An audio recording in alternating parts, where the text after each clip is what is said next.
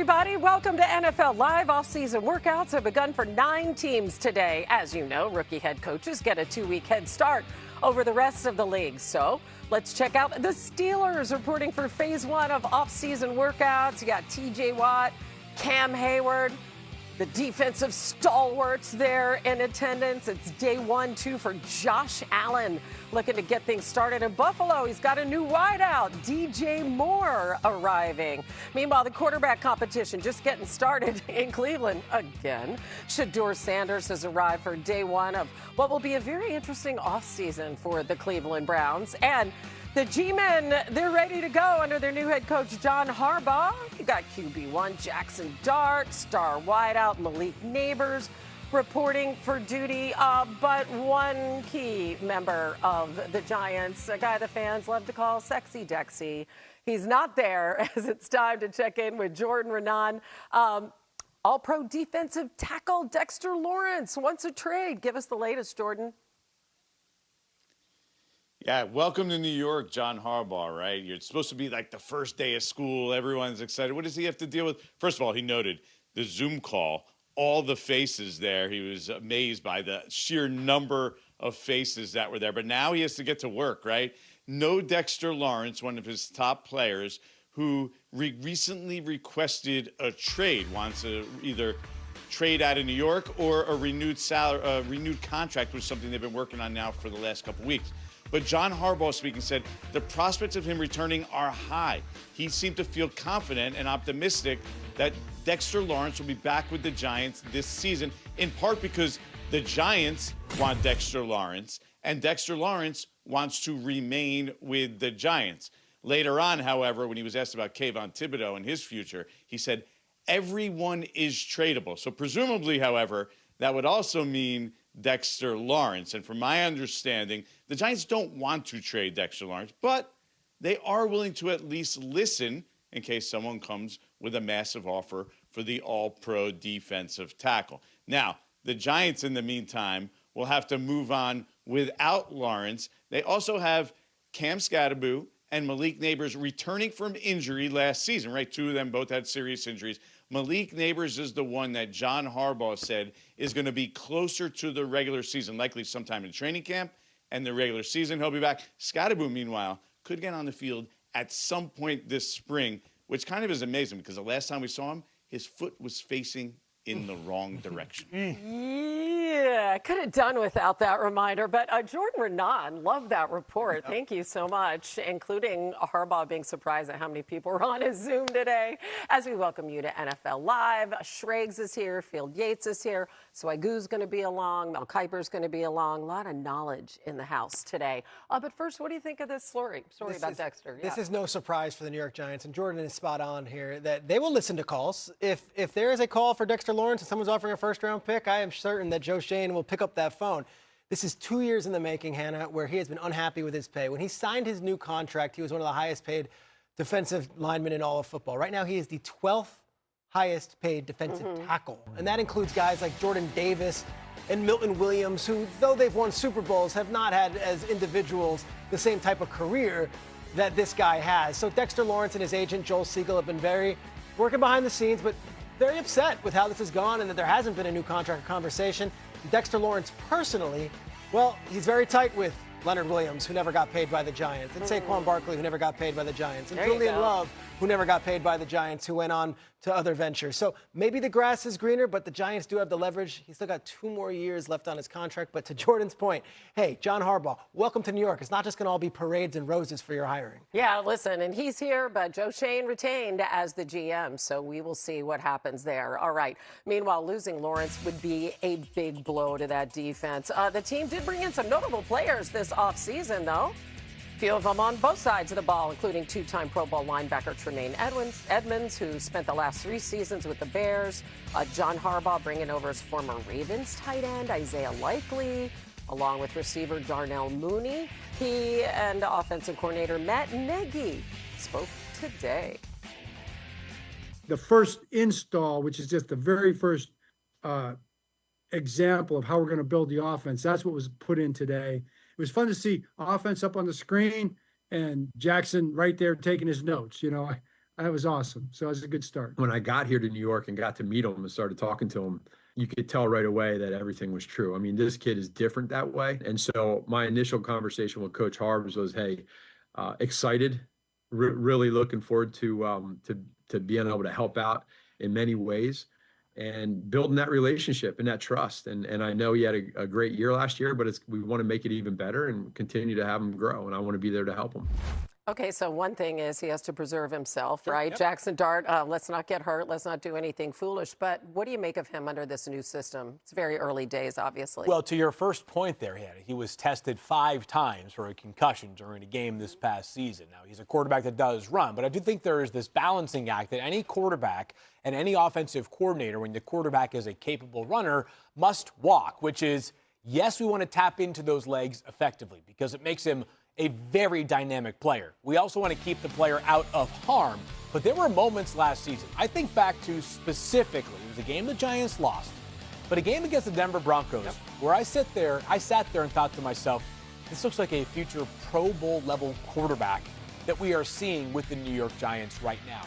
He can win games operating almost exclusively from the pocket, to the point that the running ability can be more of an accessory than a feature for Jackson Dart. So I'm not saying the Giants are going to completely eliminate what he can do as a scrambler and as a designed runner, but I do think kind of being a little bit more selective with your spots there is an important thing for them to address, because as they saw last season, without Jackson Dart, the offense was not going to be nearly as effective of an operation. Oh, yeah. I would add that it's not just Matt Nagy. Greg Roman is on that staff, who, of course, is one of the most dynamic run game operators in football. And then they also brought in Brian Callahan, who is a former NFL head coach with the Tennessee Titans. Sure. And, of course, has plenty of experience working with Joe Burrow and Derek Carr and Peyton Manning before that. So I think there's a lot of interesting veteran voices in Jackson Dart's head. I wonder... Are there too many? That might be a question, for real. That might be a question. And also, what does this offense look like when it actually takes the field? I wouldn't just say it's a Matt Nagy offense. There are several different influencers involved in that. And that's a lot for a young quarterback, right? In his second season, right? A new system and a lot of new faces. So it's a lot to absorb, right? Like, they got to have a plan. The coaches do. And they've had months now to discuss said plan. But I hope that there is a very clear order of operations for Jackson Dart. Hey, yeah, like who's that main guy? Yeah. Your liaison to the football field between now and when the games begin on September 8th or whatever is this person. Hey, what Matt Nagy says goes. Whoever it is, I hope that's very clearly defined. Think of the quarterbacks that those coaches have worked with in recent years. Lamar, Justin Herbert, with obviously Roman, but then you go through Patrick Mahomes and Alex Smith, and then when you go to Callahan, it's a murderer's row of quarterbacks who've been great in this league. So a lot of horsepower with the knowledge. I know. You just don't want too many cooks in the kitchen. Too much of a good thing. All right. Let's go to a guy who, well, Jackson Dart was in this position not too long ago. As the Raiders begin their new offseason workouts under Clint Kubiak, Fernando Mendoza is scheduled for a visit today. Going to get to know those new teammates, get in the building, and there's one place that he won't be going. He's going to Vegas. He is not going to Pittsburgh. He has informed the NFL, according to Shefty, he is not planning to attend the draft this month. He wants to share the draft experience with his family in Miami. Some could say that celebrating in Miami is not a bad option. That's the U.S. men's hockey team. Right? Yes. Exactly. They're still in that club. He's been working with Brian Griese, reportedly, and he's gotten a head start on that playbook. What's going to happen here in Vegas, though, during this visit? What are they going to be talking about, looking at? Well, I think there's going to be more opportunities for him to grind the tape with the offensive staff there for the Las Vegas Raiders, meet some people in high positions within this organization that maybe he hasn't come across yet, whether it was during his career at Indiana, at the Combine, or at his pro day. There's been a lot made about Fernando Mendoza and the transition to him becoming more of an under-center quarterback. Last season, the Seahawks were second in the NFL in terms of percentage of snaps taken from under center as opposed to out of the gun. The reality is, other than Army, Navy, and Air Force, no college programs play from under center in college football. Exactly, right. It's how the college football game. Yes, we have. So it's a transition for every quarterback that is graduating from college to the NFL. Are there elements that might be tricky at first? Sure, but I think by the time we get to September, I think there's going to be pretty fundamental and rudimentary for Fernando Mendoza. So we can get past sort of the shotgun part of it and more so to the nuances of this offense. That's why I think the addition of Kirk Cousins is so important. because Kirk knows this offense backwards and forwards. It's great. And at the Combine, they did a meeting with him, 15 minutes, and he FaceTimed Tom Brady and, like, absolutely geeked out, apparently, because this is who his favorite player was as a kid. I can tell you and report here that Tom Brady is in the building this week, and he will be at this meeting when he comes to the team, and that's a cool experience for them to get to know each other. Brady's not going to be calling the plays. Brady's not going to be coaching this team. But to have Tom Brady invested in you as a quarterback, it raises your expectations. And I think he is internally motivated. He doesn't need that. But I do find it significant that first overall pick, the first quarterback that a Brady-led team is going to actually draft, and also Clint Kubiak's first quarterback. So a lot of people are banking their reputations and their expectations on Fernando Mendoza. And if you saw anything about what he did with Cignetti in Indiana last year, he took a team that was good the year before, got them over the hump. The hope is that he can make a team that was terrible last year and get them closer to relevance. But you got to figure Kirk Cousins being there takes the pressure off of him to let him develop the way that he should. But that is no guarantee that that Cousins is starting week one. Maybe Mendoza starts week one. Yeah, but playing in that division as well, maybe the expectations aren't so high. It's not going to all be wins and losses where they're going to rush that guy out before he needs to. And I think the best part of the Kirk Cousins dynamic that goes beyond just the fact that he's been playing for, 13, 14 years now in the NFL, he's seen so many things, is that unlike Fernando, who's got these incredible natural traits, right? He's 6'5", 236 pounds, cannon arm, full field accuracy. Kirk Cousins has won throughout his career because he has prepped harder and processed better than most quarterbacks in the NFL. Now, his limitations after the snap, if pressure bears down, he's not Lamar Jackson that can pirouette out of a would-be sack. He can teach Fernando so much about the maybe 8, maybe 15 seconds, depending on how quickly that play caller gets the play sent into Fernando, that can be the difference between being a good quarterback and a potentially outstanding quarterback, which is what the Raiders are hoping. And just from a distance, it does seem like their personalities are going to mesh, doesn't it? They're authentically like themselves. They seem like the same kind of guy. I'll use a McVayism real quick. From above the neck, Kirk Cousins is as good as any quarterback in the league. Above the neck, and that's what Mendoza's going to need. There you go. I love it. All right, we're just getting started on NFL Live. To clarify, these 32 projections are based on what Schrags is hearing, not what he would personally do at each slot. And he has, obviously, Fernando Mendoza going first overall. No surprise there. So after one, things get interesting. Schrags, take us through picks 2 through 4. This one got interesting because the Jets, I haven't seen David Bailey going 2 in many mocks. And the most polished pass rusher in this draft had 15 sacks last year. It would be either him or be as polished as the pass rusher. Again, Hannah, these things can change a lot. It's just a mock draft. It's not a sure thing. But as of right now, I have the Jets going David Bailey over Reese, which leads to number 3. I've got Reese going to Arizona, where he would join former Ohio State talent Marvin Harrison out there in the desert. And the two of those would be teaming up to try to build the plastic player in college, and one with a huge upside. Arizona's defense was horrendous last year. And when you're facing the Rams offense, the Niners offense, and the Seahawks offense 2 times a year, you better have a pass rusher. They don't have that at the moment. The number 4, a lot of people's favorite player in this entire draft, Jeremiah Love. I have him going number 4 overall to the Tennessee Titans, joining Cam Ward to start the new era of the Robert Saleh, Brian Daboll version of the Tennessee Titans. New stadium, new look, new uniform, and a new running back that has been an issue for the Tennessee Titans for many years since Derrick Henry left.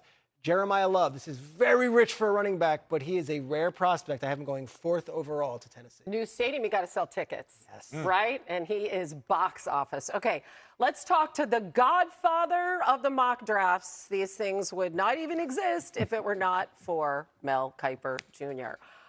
So, Mel, why don't you weigh in on Peter right there at number 4? What do you like there? I agree with Peter. Jeremiah Love, there's a lot to love and like about Jeremiah Love because he doesn't do anything wrong. He doesn't fumble. He catches the ball. You can move him out wide. You can do anything you want. He can hit the 70-yard run for a touchdown. He become Tony Dorsett, hit a 99-yarder. He can do everything you want. Great young man. He would certainly help Cam Ward get to that franchise level, which we think and know he can become. So this is a dilemma right here. Do you take Jeremiah Love to help Ward? Do you help the defense keep getting better with that Fred Warner type of player in Sonny Styles? That's what I debated. I don't know what Peter did, but I was Styles Love. I went with Jeremiah Love. Then I was told, guys, that I was wrong by Adam Schefter that it's not going to be Jeremiah Love. It's a little too high for Love. That maybe 7 for Washington. So we'll see how it all shakes down. Right now, I completely agree with Peter on this. You get the best or second best player, in my opinion, at 4. That's what you want. Okay, so this comes down to an argument that I think we have pretty much every year now when there's a premier running back. It's just positional value. And if you look at some of the running backs that have been taken in the top 10 in recent drafts, as a matter of fact, pretty much all of them except for, if you want to make it the top 12, you can. Jahmyr Gibbs, who went to the Lions, and that was unique circumstances. That was a pick they acquired from the Rams as part of the Matthew Stafford trade. Running backs have not influenced further winning after going as high as some of the guys like Bijan Robinson, Ashton Genty have. As a matter of fact, the Falcons have had a bottom 10, bottom 13 record in each of the 3 seasons in which they had Bijan Robinson on their roster. Does Tennessee feel like they are close enough to actually icing the cake and acquiring that icing in Jeremiah Love, or are they still early enough in the process in a division that has 3 teams that think they are going to be legit AFC contenders next season in Houston, Jacksonville, and Indianapolis, that they say, we have to attack a position that's just harder to find elite players at. Whether that's a pass rusher, which in Peter's mock, neither of Arvell Reese or David Bailey was available. Maybe a player like Sonny Styles. Not that off-ball linebacker is the same level of premium position as pass rusher, but it might be harder to find a dynamic defense-changing off-ball linebacker than it is a serviceable running back. That's the debate. I have no bad things to say about Jeremiah Love. I mean, would you qualify him as a serviceable running back? I would qualify Jeremiah Love as an amazing explosive. One. Yeah, I mean 40 touchdowns over the past 2 seasons. Exactly. He's excellent. It just comes down. Okay. We all know this. It's value. Roster building construction. Right Okay, so yesterday on NFL Live, Swagoo, you were here, and basically everybody on the show kind of talked us off of Jeremiah Love at 4. So listening to everybody that you listened to today, what are your thoughts? First of all, good to see you, fellas. Yeah, Man, good to see you, brother. What's up, y'all? Listen, here's the thing. I think there's a number of factors that's going to go into this decision, and I love, with all due respect to Shrey and Babyface and Mel, because they are the draft guys, along with some others. I just look at it from an organizational standpoint. I think you're going to have 2 conflicting ideologies. Robert Saleh is the head coach. Fred Warner was a linebacker for him with a defense that was phenomenal and literally was a Super Bowl caliber defense. And if he sees that trade in Sonny Styles, does that take precedent over Jeremiah Love being a running back, where you bring in a new offensive coordinator in Brian Daboll, along with a young quarterback, and trying to get that side of the ball going? Now, the thing that throws me a little bit is that they spent a lot of money in free agency on defense. They believe that they bolstered this defensive line with John Franklin Myers, bringing over Jermaine Johnson from the New York Jets, with who had the experience with Robert Saleh. I think this is going to be one of those situations in the war room where you're going to have to decide what the identity of the football team will be. Bijan Robinson is phenomenal. He's one of the best football players in the NFL. The impact on winning is what comes to mind, like Babyface said. And I know that Atlanta needed a lot of things. But when you think about the Seattle Seahawks and the impact that Nick Emmanwori made on that defense on their way to a Super Bowl, I have to believe that that's going to be a factor that the Tennessee Titans think about, especially in a division where you have the Houston Texans, who were deep into the playoffs because of their defense as well. So there's a lot of conflicting things, and the decision won't be wrong with either or. That's why I think everybody's having a problem with it. It's just going to determine, when that time comes for that pick to be made, who do they think is going to get them better right now and be more about winning games because of this position as opposed to the other? That's why it's one of the most interesting picks in the draft. Yeah, I mean, I know it's rich for a running back, but I just can't help but think of Saquon Barkley. He would be the first top 5 pick since Barkley was in 2018. Yeah. And what an impact player he was, and he can catch a ball out of the slot. But this past year, what did he learn? He went to Notre Dame. He's like really smart. Saquon, to your point, though, Hannah, Saquon is not even on the same team he was drafted to. And so again, like Yeah, He came back down to earth this year, right? I'm talking about impact player. Sure, yeah. That's what I'm talking about. I'm just saying, Swagoo. Just come on. Winning doing impact. this every year. Yep. That's the decision. It's my guy. It's the Irish. All right, still to come. Waiting on Aaron Rodgers as per usual. In the meantime, you saw T.J. Watt, Cam Hayward, the best buddies, arriving today. NFL draft's going to come to Pittsburgh this year, and they're going to have plenty to cheer about. They picked 21st overall in the first round. They have their own second-round pick, 3 picks in the third round, another 2 in the fourth. Obviously, they could package those and move up. Overall, the Steelers with 12 picks in the draft in their hometown, the most of any other team. So how should they use that mix field of like those early and those late picks? Right, Hannah, I think the question is, do you truncate those picks, try to move up and navigate the draft board, or do you try to use all 12 of them? I definitely lean towards the latter because while the Steelers' defense at its best had brilliant moments this past season, it's not even sneaky anymore. They're just getting old, right? Some of their best players are either, we know Cam Hayward in his late 30s, T.J. Watt in his 30s now. Like, these guys are no longer, new kids on the block. Yeah, Jalen Ramsey. And expensive. They need to find ways to get a pipeline of talent onto the defensive side of the ball that's younger. And I truly do not believe, as long as the Rooney family is owning the Pittsburgh Steelers, that this team will ever take gap years where they say, we're going to gut the van and start from scratch. So they got to be proactive in addressing needs before they become obvious needs. The draft is the perfect vehicle to do that. They've had a lot of success doing so, Swagoo. I'm in on building out the depth rather than just going for 3 or 4 difference makers this upcoming draft. Babyface, I 100% agree, but they need to try to figure out how, if Ty Simpson is available, if they need to move up a spot or 2 to get him, they have to. It's time to rip the Band-Aid off at quarterback and see if you can get a young guy to usher this franchise into the future. Look, man, I work on Monday Night Countdown, and you go to Pittsburgh, this fan base is absolutely phenomenal. And they're going to show up with them yellow towels, and they're going to wave the hell out of them, no matter if they winning or losing. Right? And the frustration that I heard after the game that they lost to the Houston Texans in the playoffs was alarming. They wanted Mike Tomlin gone. They wanted the GM gone. They wanted to figure out how to quarterback. They wanted Aaron Rodgers gone. A lot of the sentiment was about this particular position. And we are back in this revolving cycle. Here's the problem. The Pittsburgh Steelers are a proud organization that has experienced a tremendous amount of success, that it's hard for them to think that we'll have a bad season.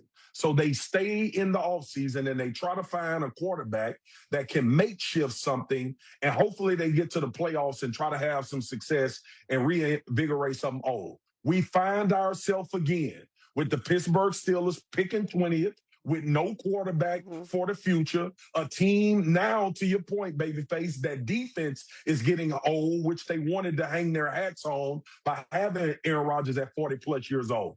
There's a lot of glaring issues in Pittsburgh, but the one glaring issue that you cannot win without in this league is high-level quarterback play. I'm not talking about competent high quarterback play. I'm not talking about average quarterback play. You cannot win how the Steelers want to win without a high level of quarterback play. And they need to figure out, if that's not going to be a guy that's proven to play at a high level, they got to take swings at quarterbacks out of college and hope one of them can turn into their Dak Prescott. Swagoo, regardless of whether Aaron Rodgers is there, you would take regardless, Simpson. Hannah. Okay. Hannah, the reason why they picking 21 is because Aaron Rodgers was there.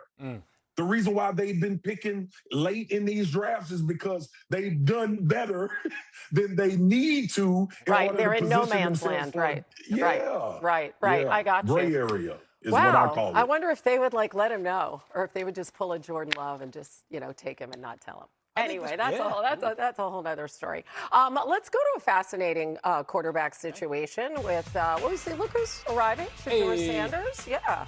Off-season workouts earlier today, and our Browns source says that Deshaun Watson is also reported for the start of the off-season workouts. And prior to taking the Browns head coaching job, our guy Todd Monken spent 7 seasons as an offensive coordinator, the last 3 in Baltimore, where the Ravens ranked 3rd in total QBR. Lamar Jackson, of course, mostly under center there. And in his previous stops with Tampa and Cleveland, his offenses were middle of the pack in QBR. It was Jameis Winston. It was Baker Mayfield. Shregs, I guess the question is, who's going to actually be the starting quarterback for the Browns? I like that Mel is up here because he'll like my answer, Yeah. I think. I was talking at the league meetings with Todd Monken, and I asked him about who was there in the building and made some news on Twitter and obviously moved the needle. Shedeur Sanders has been present. He has been there. Dylan Gabriel has not. Deshaun Watson was there early, has not been the last few weeks.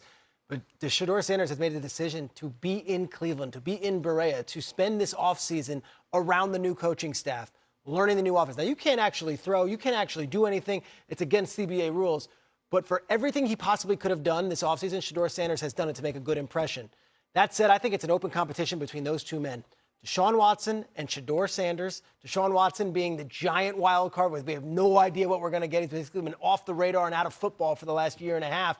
And then Shedeur Sanders, who showed flashes last year, but the team investment is just a fifth-round pick. It's not like they're paying him like Deshaun Watson is being paid, and it's not like they gave up what they had to give up to get Deshaun Watson. A fascinating dichotomy of two different guys and a head coach who I think is going to give the ball to the best man suitable for the job. Yeah, Watson thrown with some of the receivers in Florida. It should be noted, Mel, they got a couple of first-round picks in play. What should their plans be? I'm with Pedro and Shedeur. We all know that, but I think the wide receivers catch the football. You know, Shedeur threw a beautiful ball to Jerry Jeudy against the Bears. Dropped off his shoulder pads, intercepted. So instead of a touchdown pass, it's an interception. Had so many concerns, but hey, what are you going to do? Hey, once you get in the NFL, you may never have another injury. Carnell Tate, what does he do? He catches everything thrown. He became the most dependent Tyson. What a great talent he is. He is a beast. I know about the durability concerns, but hey, what are you going to do? Hey, once you get in the NFL, you may never have another injury. Carnell Tate, what does he do? He catches everything thrown his way. You got Mekhi Lemon. You got three receivers. Mekhi Lemon plays fierce. Love the kid. Three receivers. So you take one of those. The one guy, left tackle, that's the other key need area. If you get the receiver, left tackle Monroe Freeling, best pure left tackle in this draft coming out of Georgia. I know he only started 17 games, but he only had 1 year as a starter this past season. But in pass pro, outstanding. Run blocking needs to improve, but I'll tell you what, with his size, his length, he looks the part of a great left tackle. If he starts sliding, if you get the receiver and he slides, you trade up and try to get him. How about Caleb Lomu? Peter had Spencer Fano going at 6, right? His teammate, the left tackle, Caleb Lomu, get some weight on him, get him stronger. He could be a heck of a left tackle. So how they finesse this left tackle wide receiver need with 6 and 24 is going to be, I think, one of the most fascinating aspects of round one. I don't see them going Ty Simpson. And that's interesting because Swagu's saying Pittsburgh should swing the bat at 21 and take him. I don't think he's taken at 6. I don't think he's taken at 24. And my feeling, just from talking to sources in Cleveland, this is a long-term build. And if the quarterback isn't there at 6 or 24 that they absolutely love, there is a great quarterback class that's coming in at 2027. And in the meantime, we have Watson and Shedeur. Let's see if one of those guys can win the job. So I don't see Cleveland as a Ty Simpson team, despite the fact Todd Monken knows Jason Simpson, Ty Simpson's father, from years of coaching. Ty Simpson's dad has been the coach at UT Martin since 2006. Wow, little 6 degrees of separation. There we go. That's the kind of information you get from Schrags here, right? Right, Mel?